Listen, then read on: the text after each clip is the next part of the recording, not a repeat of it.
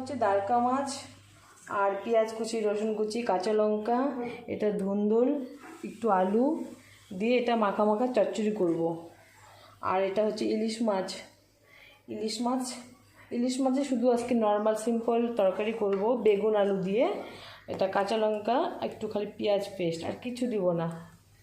তো এটাই আমার মেনু আজকে।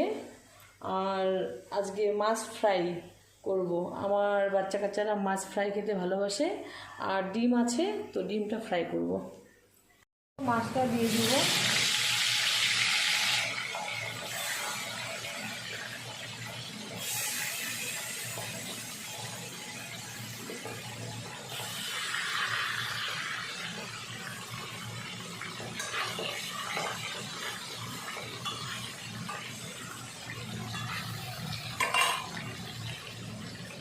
মাছ ভাজা হয়ে গেল।